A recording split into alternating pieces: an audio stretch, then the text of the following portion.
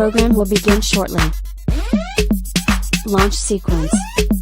Activate.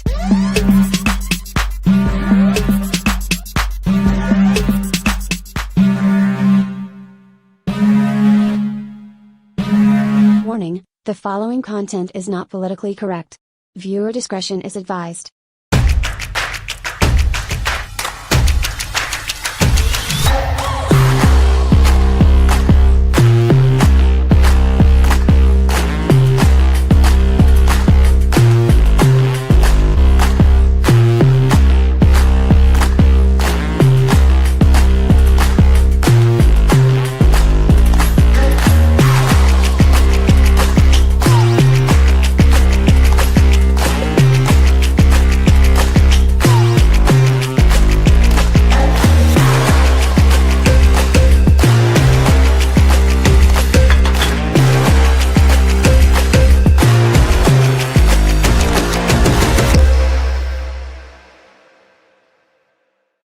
Welcome back to the channel today, everyone. How's it going?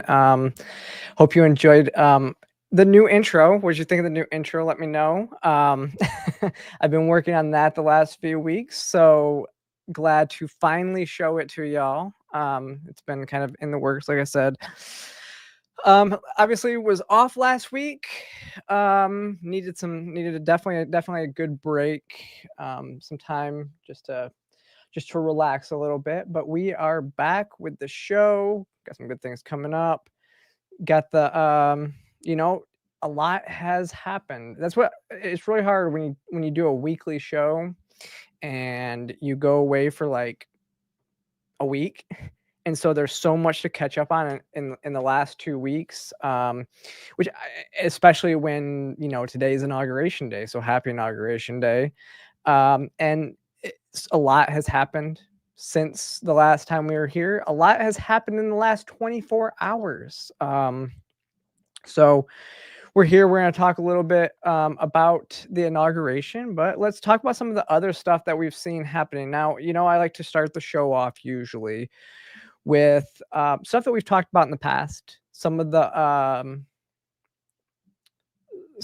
some of the stuff that's happened in the news that there's been updates and stuff like that on. And so the first thing I kind of want to talk about, with Donald Trump coming into office, the last week has basically been his cabinet getting sworn into office and all that. So we not going to go down the line of all of this, but I do want to touch on what we've talked about here in the past before. And that is when it comes to Pete Hegseth, who is the Department of Defense who is the nominee to be the Defense Secretary. Now, in the past, there have been he has stated multiple times that women should not serve in combat. And I've talked about this from my standpoint, saying, I do think that women, well, one, it depends on what you're talking about when it comes to combat in general, right? And from the perspective of a veteran, I will say that every role in the military is a combat role. Everybody that serves in the military serves in combat or is in a combat role. You are trained to warfight, being in logistics, working with infantry units. Our convoys were typically targeted more than our infantry convoys. Now, again, this is 2013 when we were starting to draw down a little bit, and the Taliban was fighting more the Afghan National Army than they wanted to fight our army. Even with some of our convoys, we would roll through, and I remember one time we were rolling through somewhere, and a checkpoint had been hit along our route, and it was literally like 5 seconds before we got there. The checkpoint was hit, and then they took off because they didn't really want to stand and fight with the Americans, because we had combat engineers with us to do route clearance. So I say all that to say that, and women have been serving in logistical roles for a long time. I actually had my battalion XO, who again, it's an infantry unit. It's the 1st of the 506 Infantry Regiment.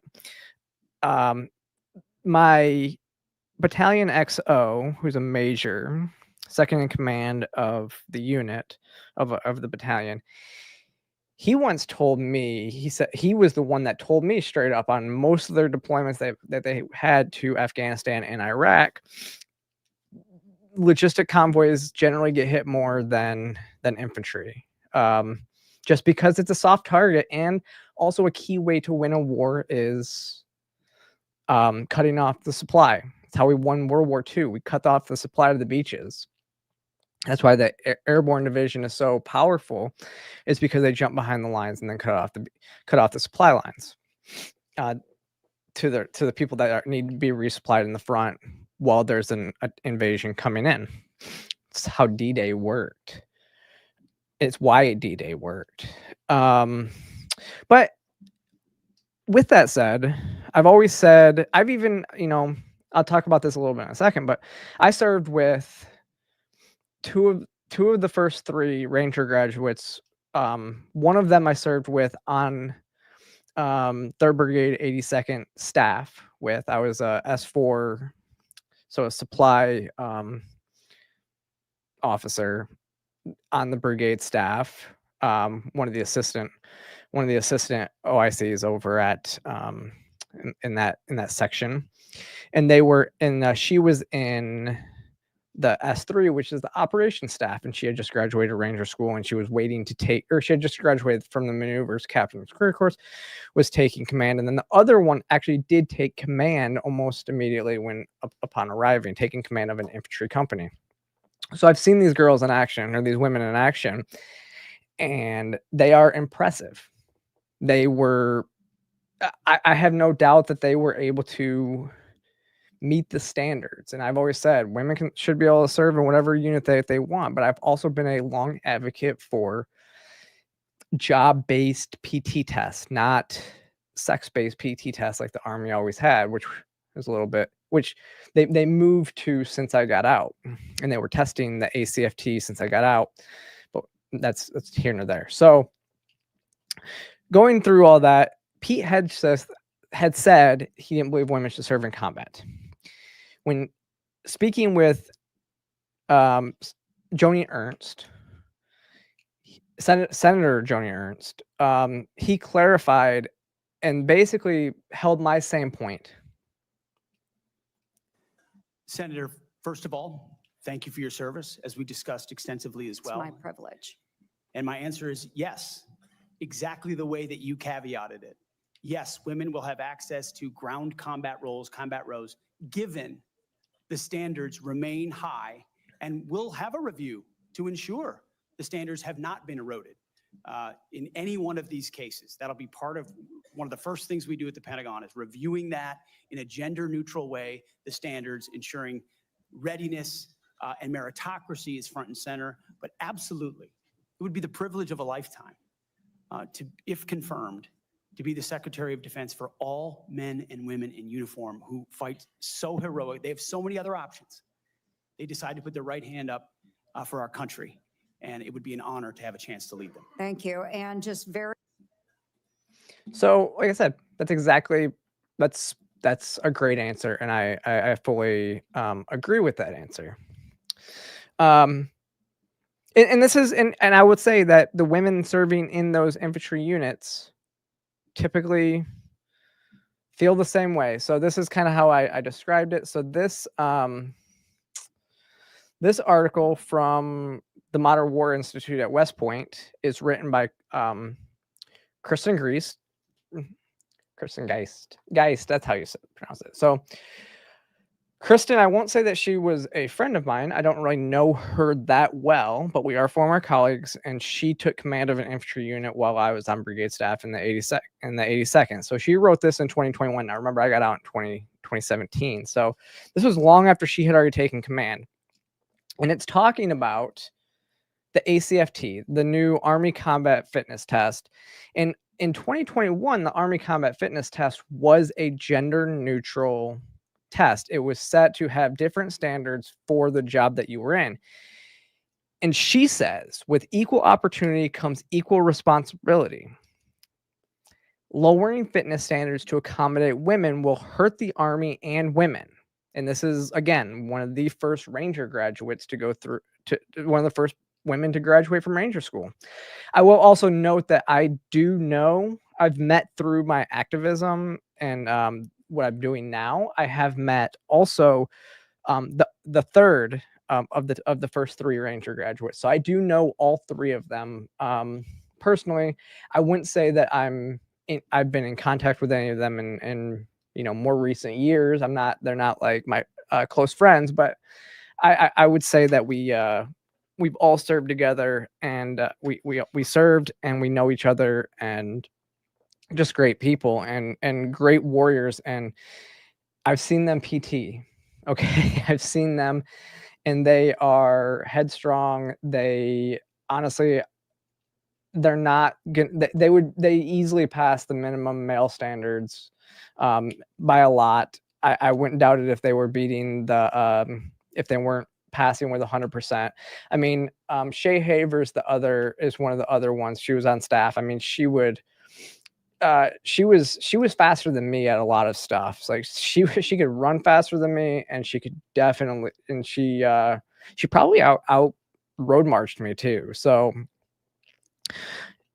I'm just saying that I was a pretty top physical quality soldier too. I mean, all officers and infantry units are held to a high standard when it comes to PT, especially when you're on the brigade staff working with other captains and majors who your evaluations they reflect your PT skill. So they were great. They were great officers when I served with them. So I think this whole article is a great thing, because she's talking about the new ACFT being it has to be a gender neutral standard, and her goal in this was to get 100%, to have the top score, no matter, and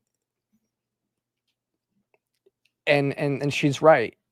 Unfortunately, and this is what I said after I saw this development with so there was this chart was posted, and it said, notice that the Army service women get a perfect score deadlift 210 pounds, which is not as heavy as someone wearing full body gear, 100-pound kit. Men need to deadlift 340 pounds to get a perfect score. So obviously he's looking at the 17 to 21 age range, which most officers are older than that anyways. But the key is not what the max points are, in my opinion. It's actually what the minimum is, because the minimum is what you actually need to get to stay in the Army.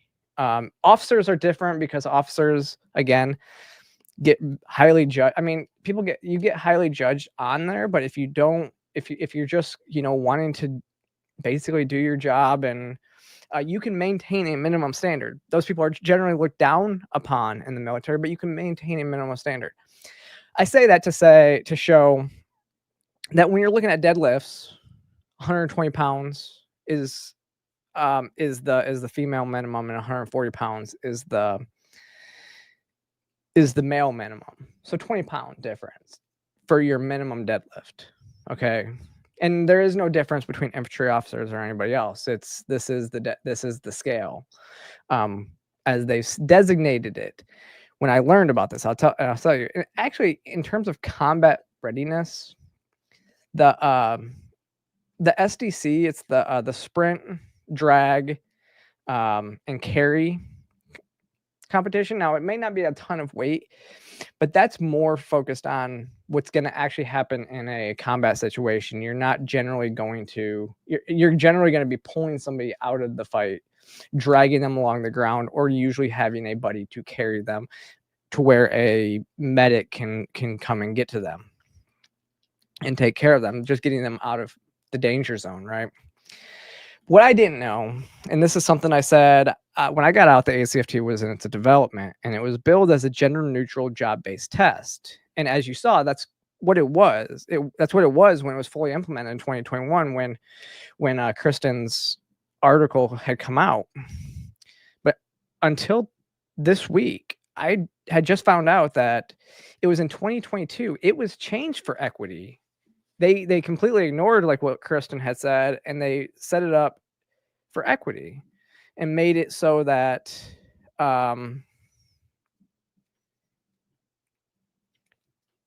and when they changed it to a sex-based competition for equity, it said the Army determined that a general fitness test best supports the Army's efforts to sustain a fit and ready force, fosters a fitness culture, and ensures fairness across the board.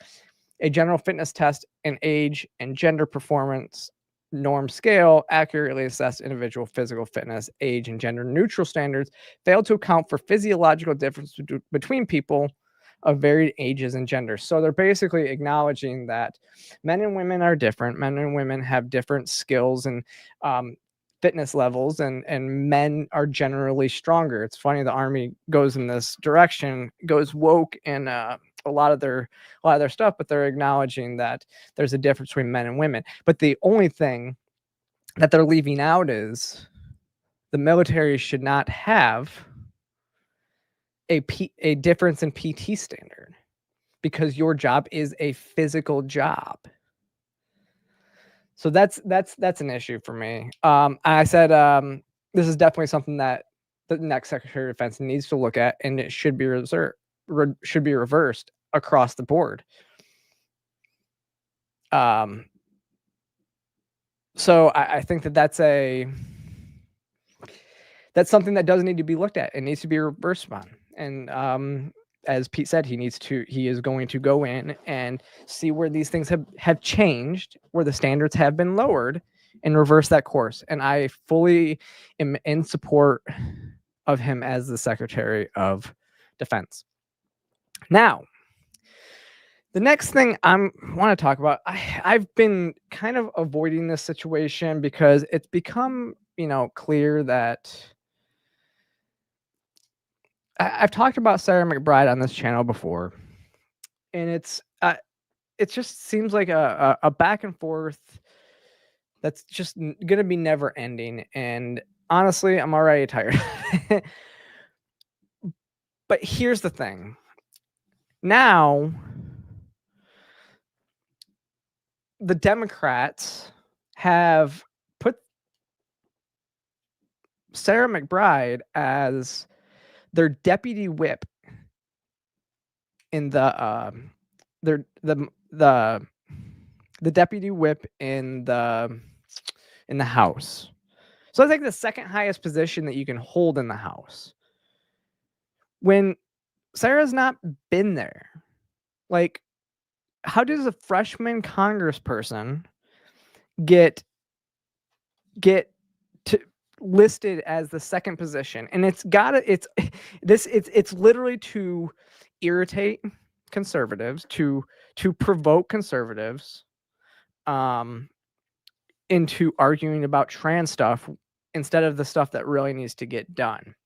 Now, I was at this point where I was saying, I don't know much about, I think the last time that I talked about this on the show, I said I don't know much about Sarah McBride. I don't know the values that Sarah has. I don't know much about Sarah's background. But now I do. And I don't approve.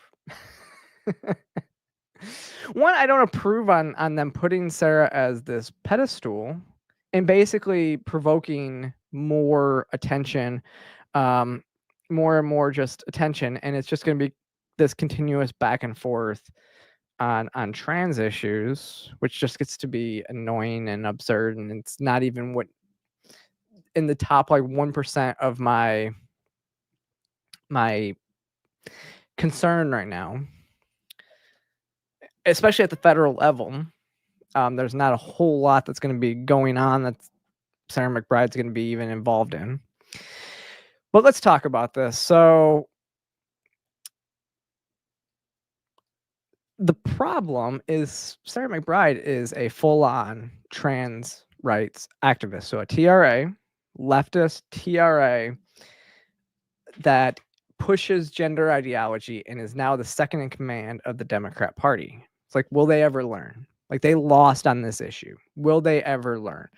As you can see, like in 2019, Sarah McBride spoke with the Human Rights Campaign and read Jazz Jennings' book to kindergartners. And Jazz Jennings' book is full of gender ideology and pushing this onto children. And it should have never been in schools in the first place. Jazz's book is not just to accept, trans adults or trans people or gender nonconforming people.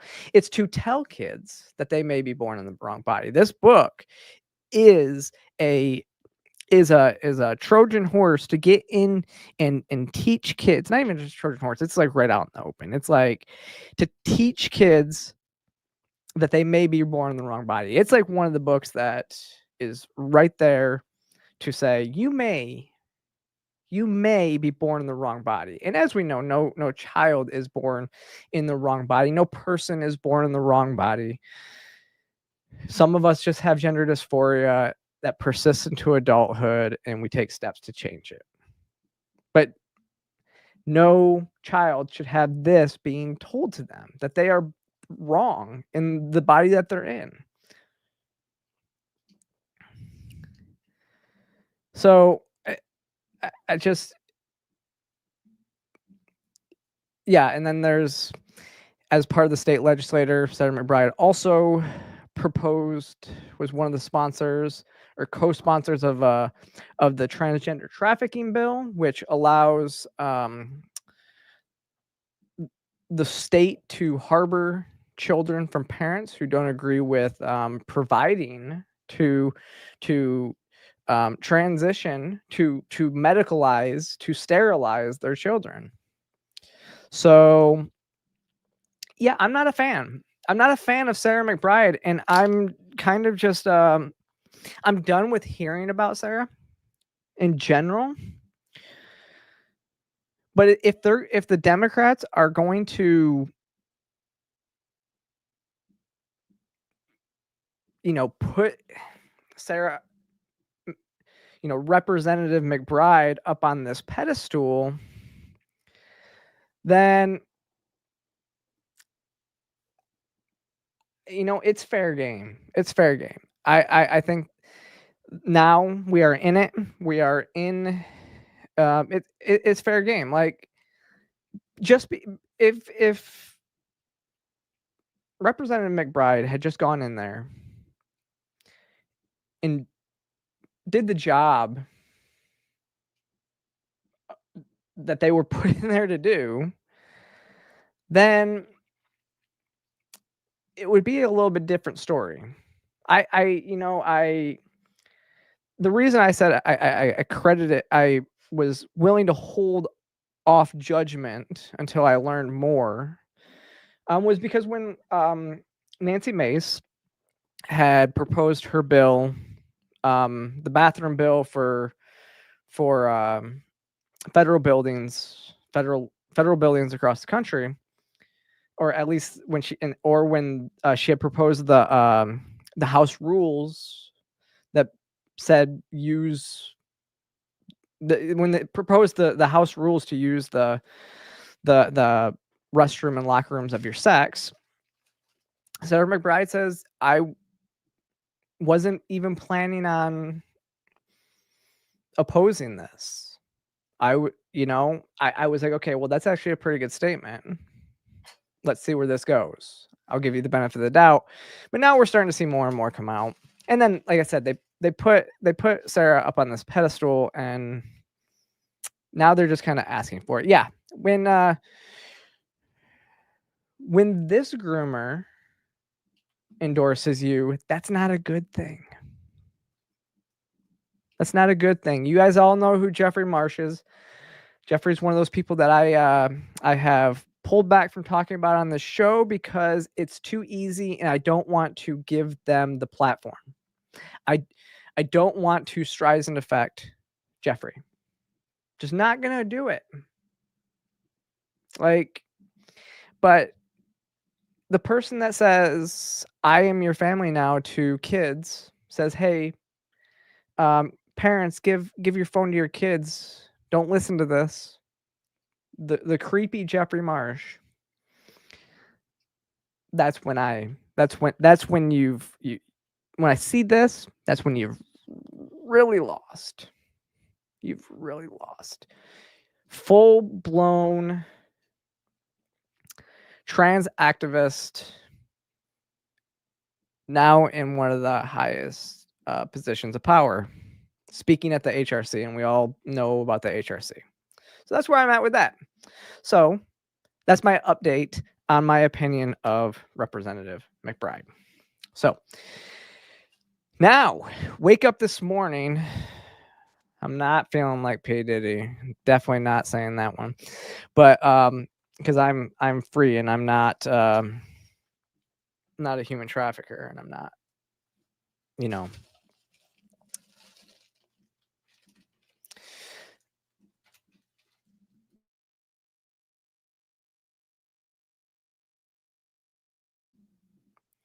So wake up this morning though, and what do I see?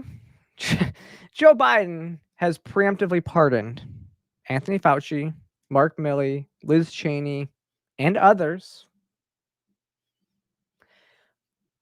Interesting. Saddening. It's really amazing to me that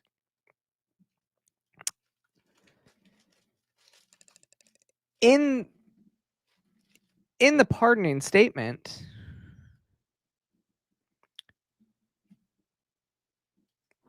Joe Biden had said, I believe in the rule of law, but issues a pardon for people who broke the law. I mean, so if you want to know what that we were going to go after, like General Milley, I have been calling for General Milley to be fired when he made his white rage comments, and then after the he should have been fired immediately after the withdrawal of Afghanistan. Shoot, he should have been fired when it came out that they were going to look to try him for treason, because when it came out that he had told China that during Trump's administration that if he would give China a heads up if Trump was going to strike them, that's treason. That would be what he was charged for.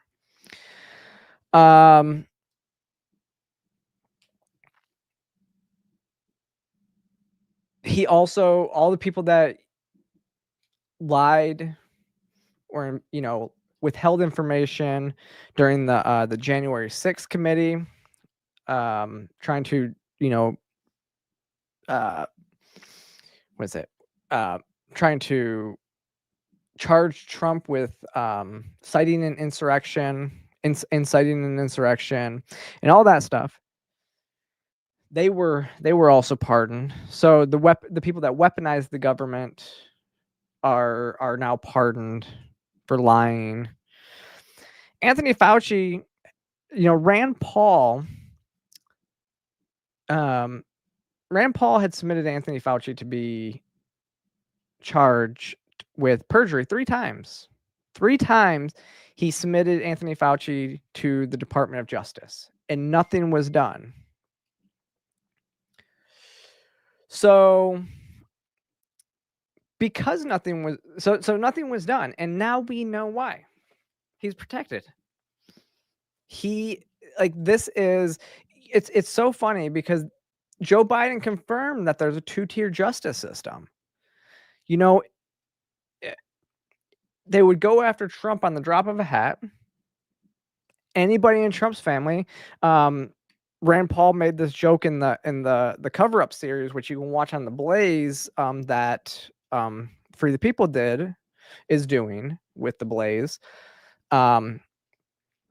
Rand Paul said, he's often joked that if it was a member of the Trump administration, if it was somebody in whose last name was Trump, he would have been tried a long time ago. But 3 times Rand Paul. He perjured himself. It was in front of everybody. He perjured himself and no charges. And now he gets a pardon. And it's like he basically they have admitted that now that he committed a crime during the COVID cover-up, and nothing is going to be done about it. That's where we sit. And then I didn't even put this on here. And then he preempted. You want to talk about more Banana Republic stuff? Remember in 2020 when everybody was worried that everybody was saying, "Oh, Donald Trump is going to pardon his family and all this other stuff," but he didn't. Today, and it was all projection. Like Joe Biden said this in 2020 that he would pardon his whole family, and right before the inauguration, but he didn't. And today, Joe Biden pardoned the entire crew. The entire Biden crew gets a full pardon, which is by law an admission of guilt, right? The president saying, "I know you're guilty," but like that, there is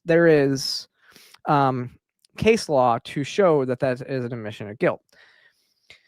The good news is Anthony Fauci, all these people. Now, Anthony Fauci is probably the most likely of these people. These pardons only cover federal crimes. Talking to the SVP of White Coat Waste, you can see I retweeted him earlier. Anthony Fauci has committed multiple crimes, including torturing animals in the state of Missouri.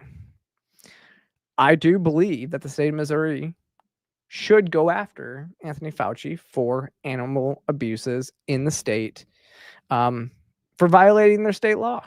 And they have every right to do that because it's state crime. The other thing, Rand Paul, I do believe he will hold up to this too, is he will still get to the bottom of the cover-up. One name that's not on there is Alexander Vindman. Remember the person who testified against Trump in the I think it was the phone call speech, right? He was the intel official that testified against Trump. He was not pardoned. Nor was his family, because his wife is in the industry as well. But yeah, it's just amazing to see straight corruption. Now, Chip Roy made a good statement too. Now, drag these people in front of Congress, drag Anthony Fauci back in front of Congress, and he either tells you the truth that you want to get out of him, so he's going to come out and tell you what we've always thought, and then we can finally get to some answers and get to the bottom of this, or 2, he's going to lie again to protect people like Deborah Birx. Deborah Birx was also not listed. Neither was Francis Collins, and they were also involved in the cover-up. So if Fauci comes out and comes out to protect both of them, I do believe if he perjures himself again, he can be charged with perjury, because the pardon does not go through. I don't believe that the pardon would go further forward. It wouldn't go to a new perjury charge that didn't take place, that takes place in the new administration. I don't know. I'm not sure about that. All right, now on to the fun stuff. When people start saying there was a funny meme. It says when you've lost when when you're talking about LGBT people being erased, and I mean this could be my last episode. Y'all know this could be my last episode because of Project 2025 is now in effect. So I may be going to prison soon, right?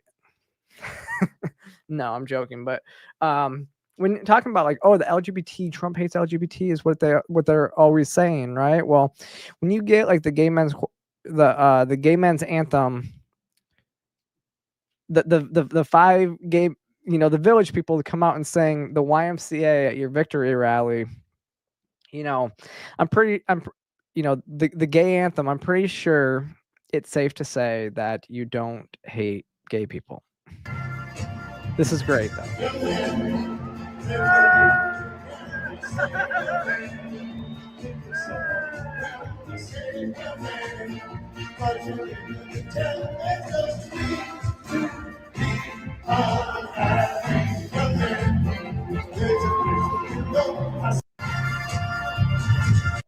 So good, so good.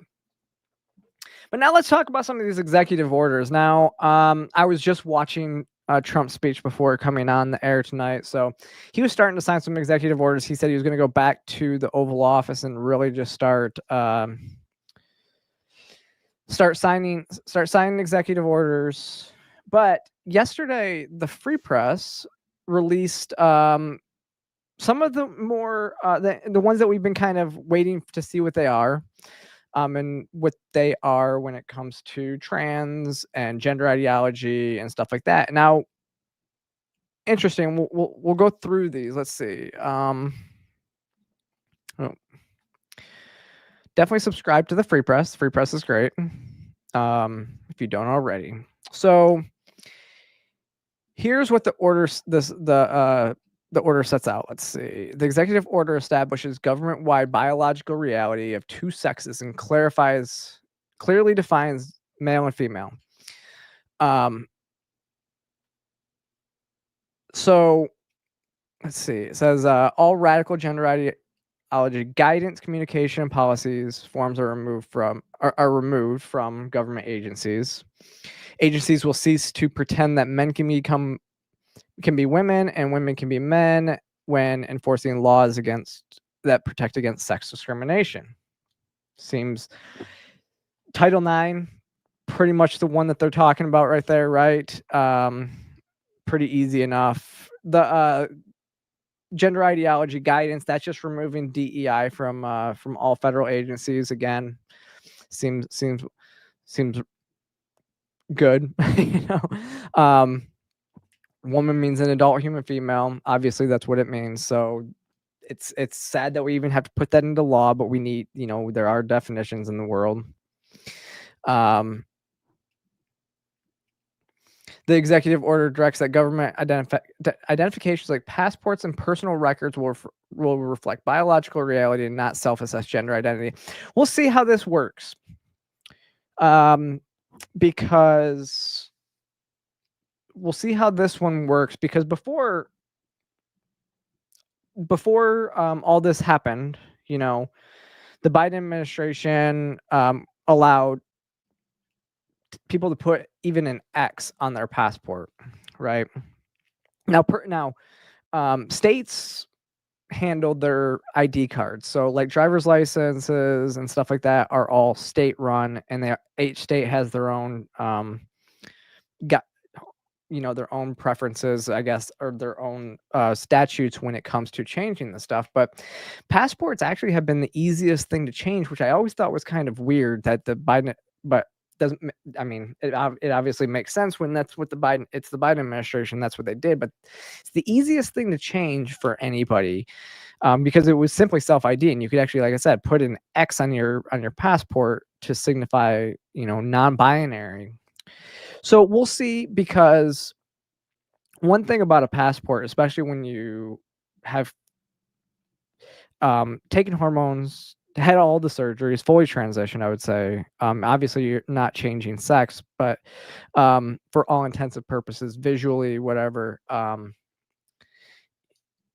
when you go through all that stuff, if you go to certain countries around the world, which is what your passport gets you to and is used around the world for different things, people there may not be so friendly towards you, because if they see, so if I'm presenting the way I do and they see that it says male on my passport, that could be dangerous for me, especially in other countries.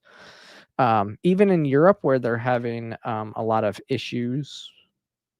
Not going to say which issues, but I think we all know what's happening in Europe with a lot of immigration takeovers there.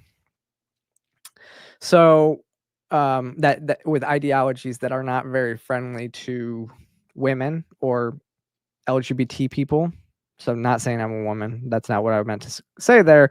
But for LGBT people and women, not very friendly there, right? So we'll see how that one actually works out, what the actual language is behind it.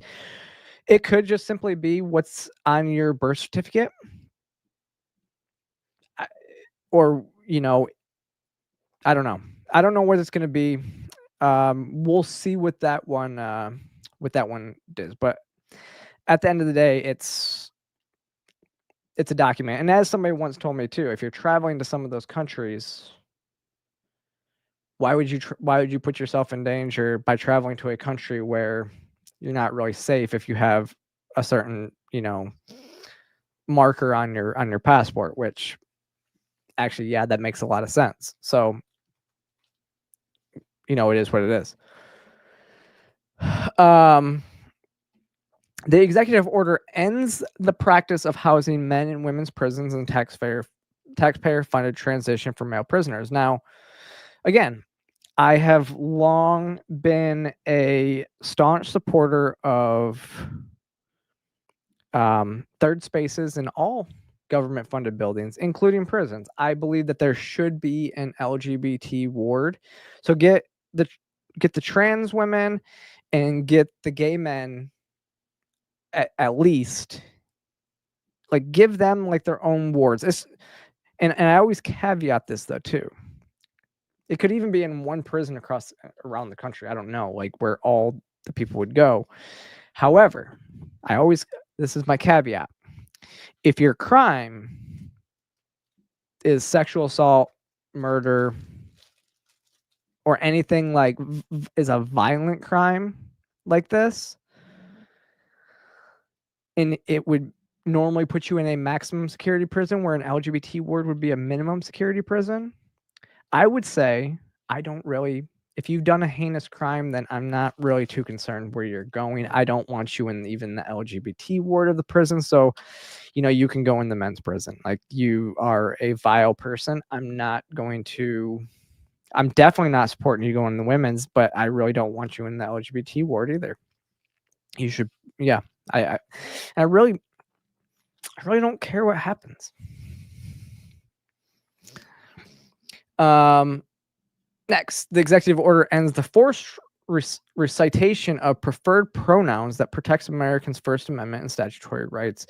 Recognize the biological and binary nature of sex. Like, that includes protections in the workplace and federal funded entities like schools. Again, workplace would be that would probably just be in federal agencies.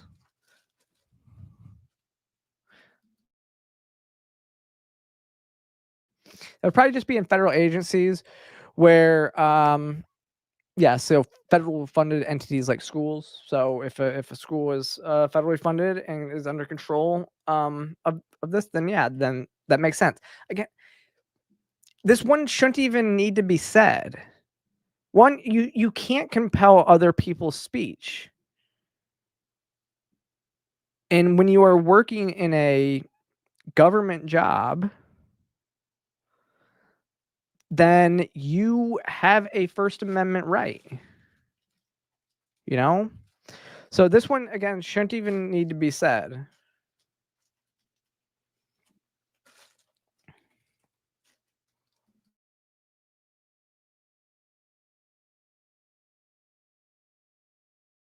Sorry, I don't know if you guys can hear it through the microphone. This might be a better mic than I think it is, but my dog is making is on like some crinkly paper or plastic over there, and it's I just don't want it to come through the mic. So when I've stopped, it's because I'm trying to tell her to quiet it down. So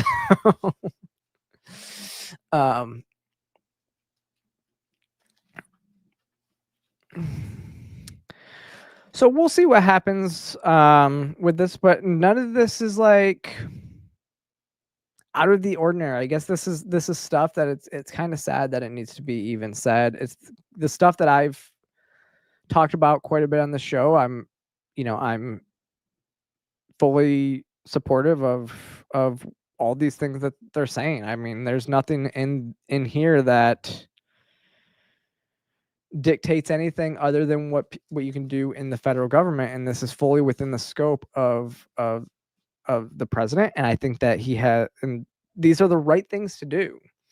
I think it sets a good tone when we're recognizing biological realities, when we're recognizing and watching people talk about this. I think so Colin Wright talked about this a little bit, and I saw Jennifer say echoing those sentiments, the same sentiments that I've been echoing too, where we need to stop we need to stop saying that there's two genders, so this is what's interesting.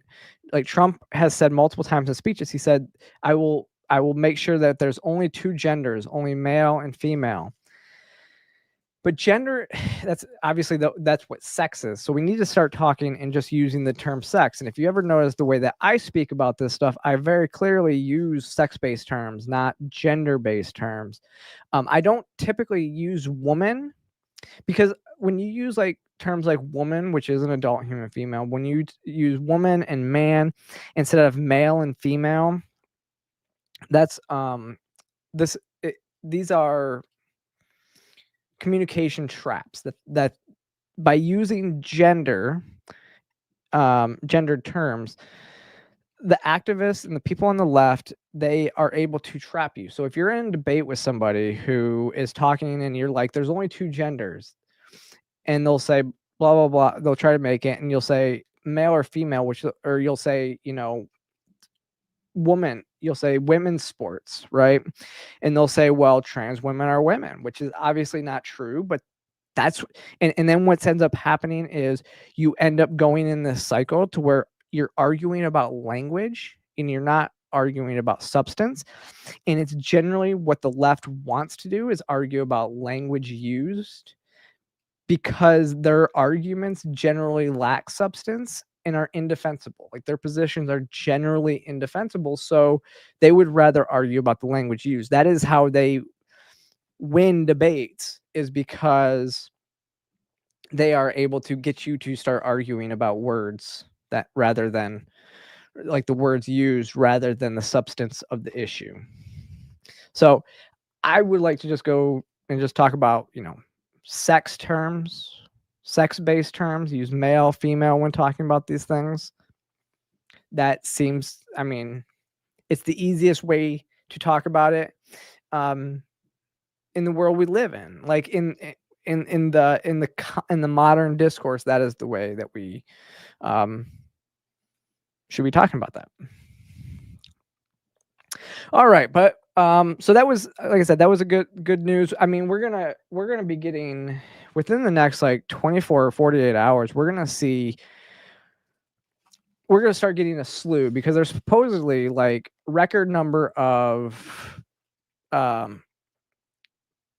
executive orders that are going to take place today. Now, I think like I'm going to say probably half of them are literally just reversing Biden's executive orders. So they're not all like new authoritarian like executive orders.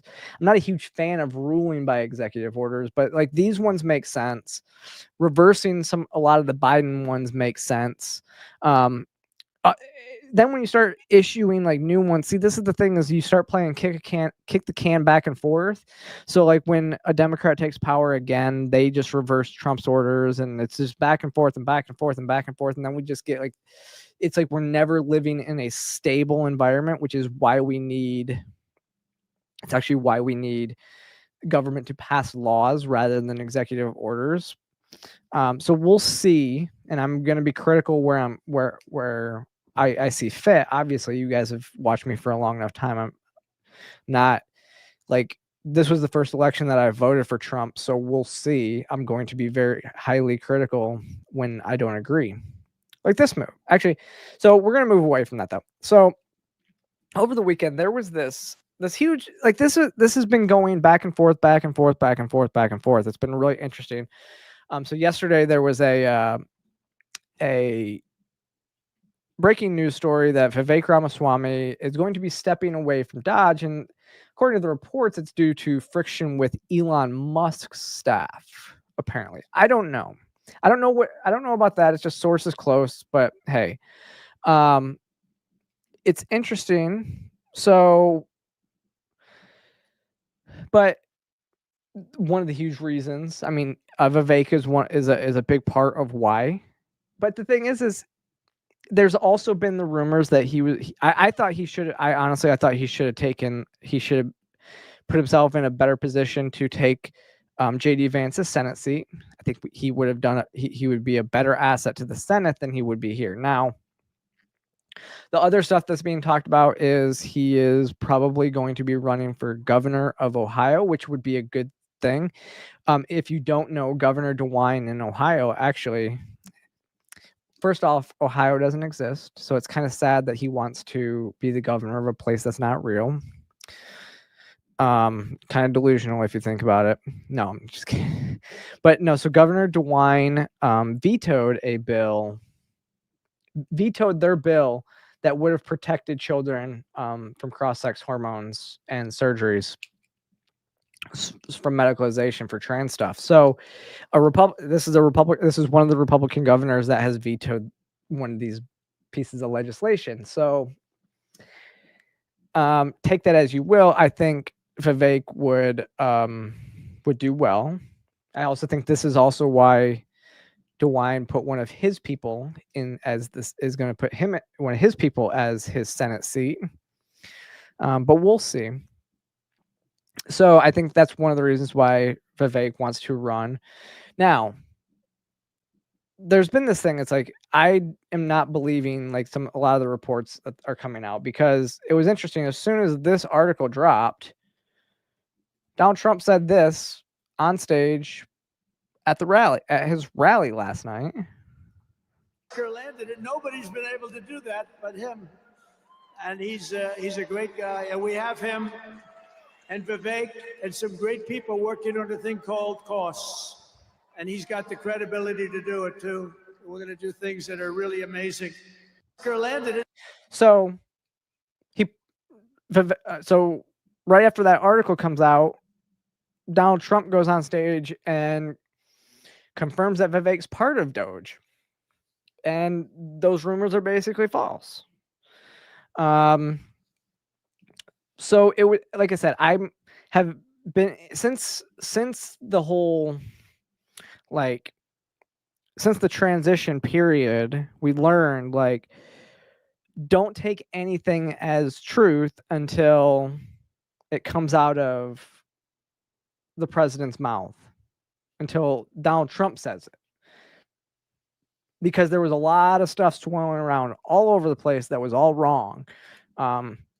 And they said, don't take anything as truth until it comes out of his mouth. So I've been kind of still even holding on to that, and I'm still going to continue to hold on to that.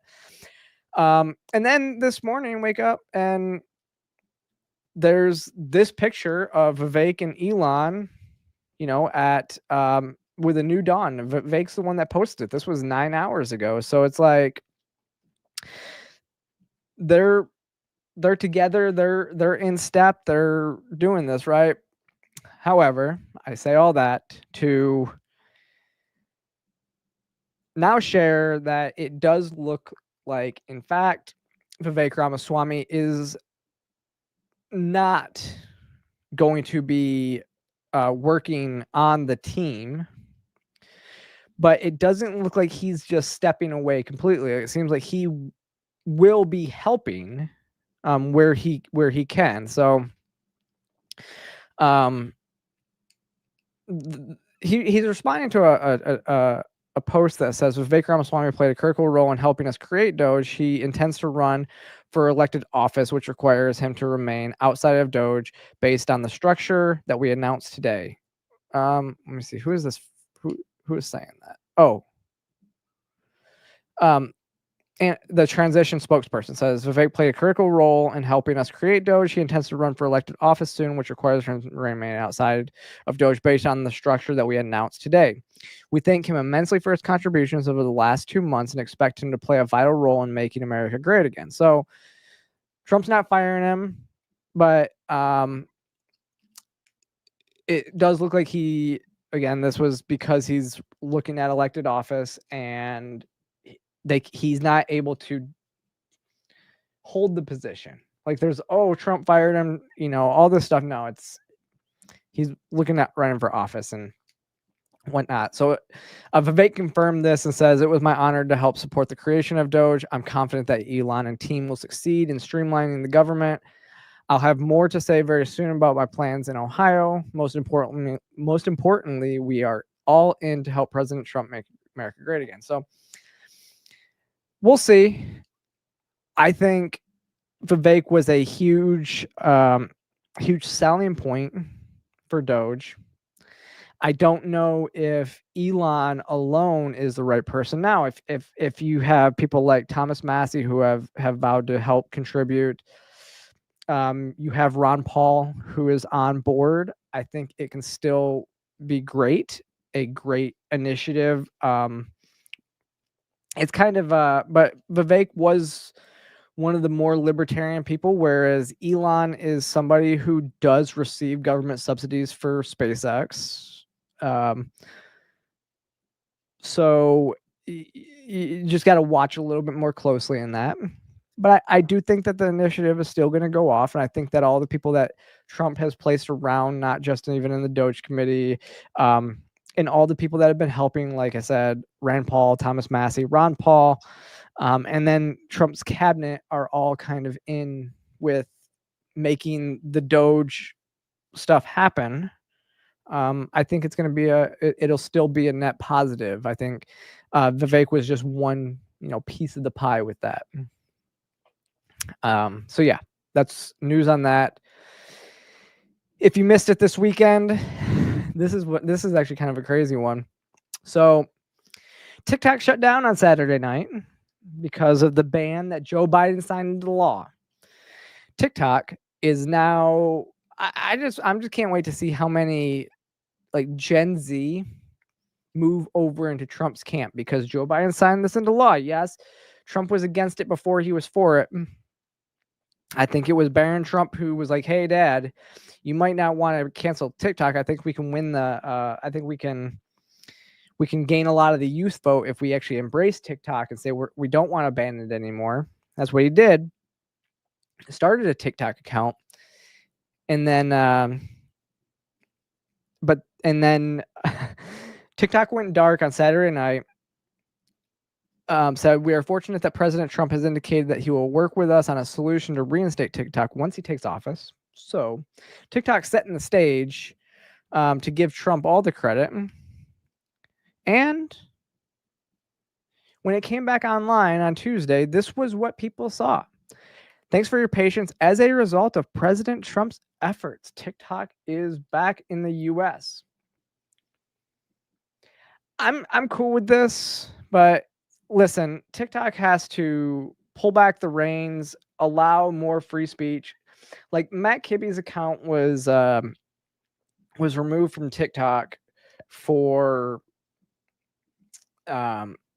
still talking about like the COVID stuff, talking about the COVID cover up, talking about how masks, like posting videos, talking about how the masks don't work, talking about how the vaccine didn't reduce transmission, stuff like that, stuff that we know is objectively true in 2025, right?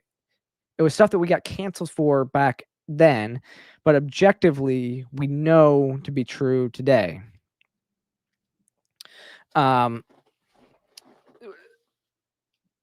So like that's the stuff that got, like, we need TikTok to be more of a, a free speech platform. platform, which it's not. And most people are still on there. But hopefully, again, I think what Trump gave them a 90-day extension, and his effort, he said that it would be to get them to divest to 50%, get them to divest 50% to a U.S. company, so it would be 50-50, right? We'll see. But it was, like I said, I think it's going to be interesting to see because they gave Trump all the credit. And Trump deserves credit for it. Joe Biden signed the law. It was a bipartisan bill, but Joe Biden signed the law. I actually think a lot of the credit goes to Tulsi Gabbard and RFK Jr. as well, not just Barron Trump, but I think RFK Jr. and Tulsi Gabbard were both against the ban when it was taken, when they were voting on it. So Trump put people around him. So Trump's been known to change his mind, as people are. I mean, I don't hold a lot of the same views as I hold a lot. There's a lot of views that I don't still hold that I held back in even 2020, 2021. I probably, there's some stuff I changed my mind from, 2022, 2023, maybe even. I don't know exactly when I said some of these things, but I look back and I'm like, yeah, I don't agree with what I just, what I said there, but okay. Let me see. We're kind of going to move along real quick here. So let's see. So just one last thing. I don't talk about Georgia politics too much on here, but if you didn't see this, so sitting Senator Colton Moore, so Georgia State Senator Colton Moore. I know Colton. I interviewed Colton. I've known Colton a little bit. I interviewed him outside the courthouse when Trump was being arraigned in Fulton County. But he's been banned from the House floor. So he's a sitting senator. So he's been banned from the House floor for basically exposing the former, or calling out the former corrupt chair of the House in Georgia because he was corrupt. But because he had passed away, they were trying to name a building about him, and they were voting on legislation. And he took to the Senate floor and called him a corrupt politician and explained why he wasn't voting for him. But former Speaker Ralston's family was in the gallery, which shouldn't matter at all because they're voting on legislation. It's not like he went to his eulogy and said these things, or his funeral and said these things. He was saying it on the when in regards to passing an honorary bill to honor this person. So this all came to a head last week. So, thanks, Robbie. So Robbie Thurman says, while everyone freaked out about Chinese spies on TikTok, they ignore our government spies on every other platform. Yeah, that was kind of one of my points too. I said, literally, the CIA had backdoor access to Meta. We found this out during in the Facebook files. So the CIA is manipulating data and everything like that. I also noted, if you use the internet, your information and data is completely being monitored anyways by all enemies, foreign and domestic.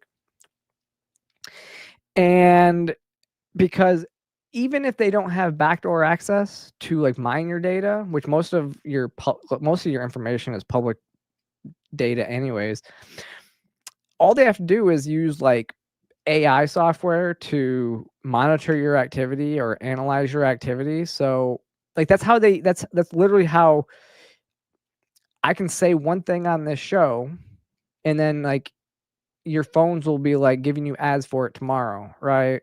Like that's what's going on. Like you're watching this show, they analyze this show, and then they send you ads for it. Like, that's what happens. So it's kind of ridiculous to think that, oh, the Chinese government's spying on you. They don't need TikTok to spy on you. It would be more of a psyops, but all the governments are using even Twitter for psyop stuff, but they do control the algorithm over there to try to sow discourse. But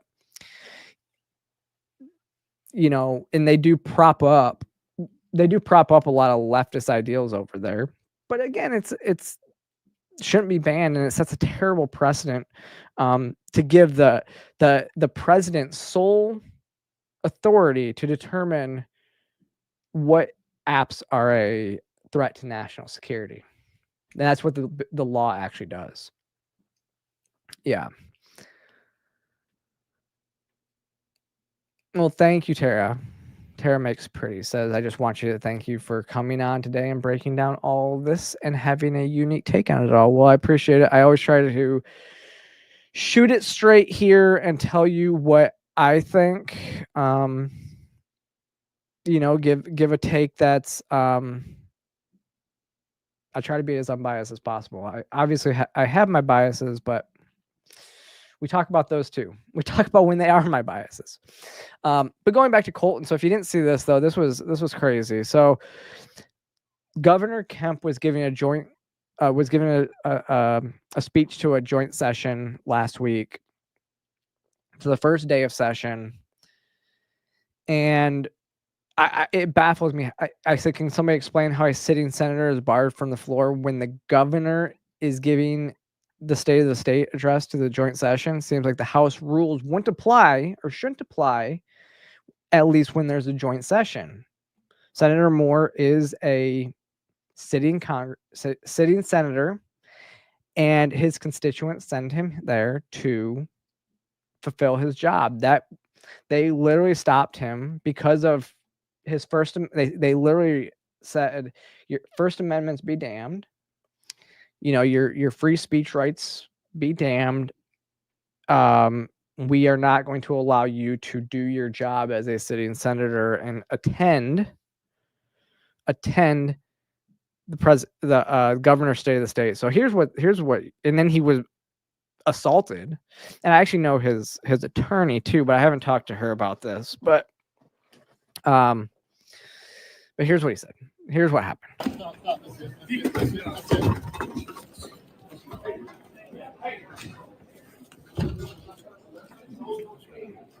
It's gone too far.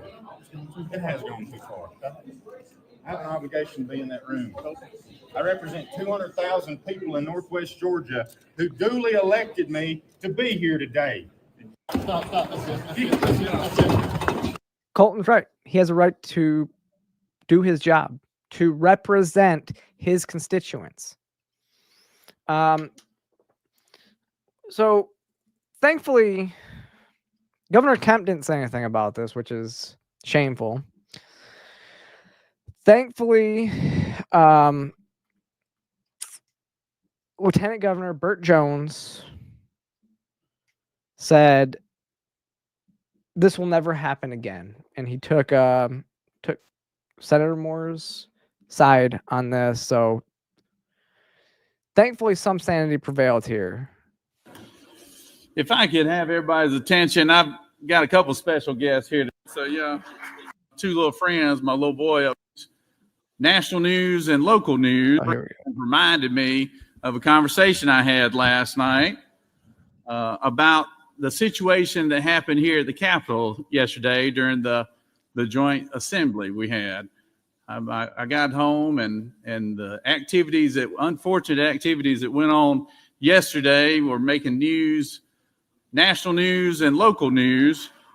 And I had both my children ask me about what in the world is going on at the Capitol, Daddy, And I said, well, I tell you what, sometimes we don't do things like how you're supposed to do them, and you don't conduct business that way. And we should know better than that. So sometimes even we make mistakes. But I want to say this, and then we'll move on to a point of personal privilege here. I did meet with the speaker this morning, and he and I have always had a very open conversation about all issues. And I told him that that what happened yesterday was an embarrassment for the General Assembly as a whole, whether we know it or not. Whether you were involved or not, that was an embarrassment for all of us, and it shouldn't happen again. And we both agreed to that, and I do appreciate him doing that. Senator from the 53rd showed a lot of restraint yesterday in his efforts to really do what he felt like it was his obligation as an elected official. And I respect that. But I will tell you this. My obligation is to the 56 senators here in this room. And my obligation is to always stand up for what you are about and what you represent as a senator. And I don't care if you're a Republican.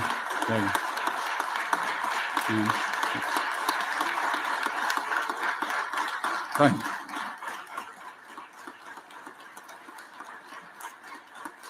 Yeah. And it doesn't matter to me if you're Republican or Democrat. You are a reflection of the area of the state that you represent. You're an extension of the people who put you here to represent them here at the state of Georgia. And as that extension, you are expected to be a part of everything from a constitutional standpoint and everything that involves things that affect people of Georgia. And during a joint session yesterday, that was an event that affected the people of Georgia. And the people who are elected or represent should be there and present. And I can tell you this, moving forward, you have my word that this will not happen again under my watch. And because I will make sure that every senator has a voice in this building, because you.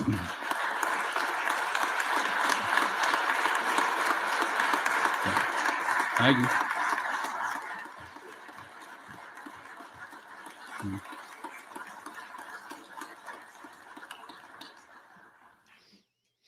All right, it was a good speech. I don't think he goes on much further, but we're running. We're over time right now, so I'm not going to share Colton's speech. It was a brutal speech.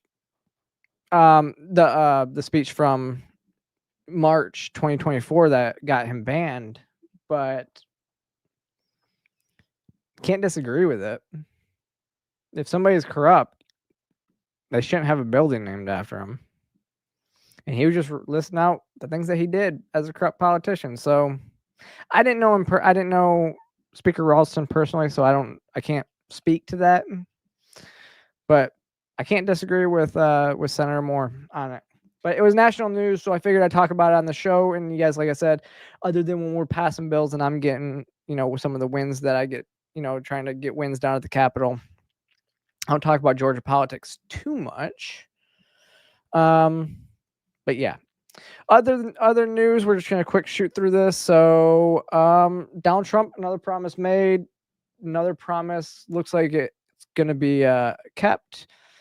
Trump got the hostages, and the hostages the hostages will be released from Hamas shortly, he said. So some have been released. We've seen some pictures coming out now. If you remember, now the left doesn't want Trump to be able to take credit for this because Joe Biden's still in office. However, Joe Biden presented these options like a year ago, and nothing ever happened with them. And Donald Trump said, if the hostages aren't released by the time I enter office, there will be hell to pay. And so Donald Trump was on the phone these past weeks getting a deal done for a ceasefire. So there's a ceasefire in the Israel-Gaza conflict currently, and hopefully we see an end to that conflict, and hopefully we see all of the hostages returned, and finally this chapter of that conflict can be just done with. Hi, let's sing the doom song. long. Yeah, that Jubilee debate, it was glorious, right? Well, I appreciate being one of your top favorite common sense creators on YouTube. Another one. Talk about like where we continuously see people moving the culture and us winning is now Whitney Cummings is speaking out, is becoming the latest leftist to move right. People are like, Whitney got red pilled. Okay, I didn't get Or red. You guys, I take The every left color move pill. away from her. All right. No, I am sober, but I don't discriminate against pill colors. Okay. Whitney got red pilled, and it's kind of like, it's just wild to me that we are in a time where if you are on the left and you don't criticize your party, how much do you even care about your party? Do you know what I mean? It's like what's going on in the left. I had to I finally just broke in Stockholm syndrome, whatever it is. But I just think that if you love your party, you have to be able to criticize it, And I don't really take sides. I've always thought of myself as a pretty liberal person, but I don't think the left is as liberal as it used to. It's like the left became the party of censorship and my body, my choice, but you have to take this vaccine, and my body, my choice, pro-choice party, but you don't have a choice in your candidate. Like, I'm not an expert on politics, which is why I've always said I'm not weighing in on it, but I am an expert on hypocrisy. Okay, I was raised by hypocrites. I've dated them, and I know hypocrisy when I see it. So to me, I didn't think I was being political. I thought I was just like pointing out hypocrisies everywhere across the board. And when people are like, why did you make fun of Trump? Because that's hacky to do. Everyone's done that. And to do it on CNN, that's just like, that's home court advantage, cheap shot, hack. There's nothing risky or dangerous about that. It bothers me when comics say stuff that's self-righteous and they get applause for being fake brave when they're not doing it in a situation that's brave at all. If I was going to roast Trump and make fun of Trump, which I can write jokes about that all day, I'd have to do that on Fox News. Do you know what I'm saying? Like, I can't to go on CNN and roast Trump. And she's right. Obviously, they became the party of censorship, and she calls out some good hypocrisies there. So, I mean, it's a long clip. As I said, we're getting close to the end of the show, but more people coming out. Even Mark Zuckerberg, who was at the inauguration today, they decided to ditch the fact checkers, restore free speech routes, and actually, they're going to start using community notes like people instead of fact checkers to and fight censorship. They're going to work with Trump to fight censorship, which is a complete reversal of what we've seen in the past years. And this is a matter of the culture changing and them understanding. I don't trust Zuckerberg at all. But I will say this is a step in the right direction. He also said, so if you haven't been on Facebook, we have, I don't really, these shows are going to start being posted on my Facebook account again. So if you can go follow me on Facebook as well. I'm going to start posting them the day after, because they said that, I mean, I haven't even bothered with Facebook because they don't boost political content at all. They literally removed it from their boost. Like they've basically censored political content. So now they are supposedly getting rid of that piece of censorship, and they're going to allow people to, I mean, they're going to be promoting political content again. And if he's taking like this red pill turn, then maybe we're at a point where maybe we'll see some conservative viewpoints again on Facebook instead of being censored on Facebook. We'll just wait and see on that one, right? So I'm not sure, but you guys can let me know what you think in the comment section. I just want to appreciate y'all for being here. It's good to be back after having last week off. We should be moving forward. I don't know, but always watch my community, especially on Mondays, to see if I'm gonna have a show. That's usually where, if I'm not gonna have a show, I will post in there. Hoping to start getting some more projects going here in the near future, so you might see some more content from me coming soon. But in the meantime, make sure you click that like and subscribe button. Follow me across all social media platforms, and I will see you next time.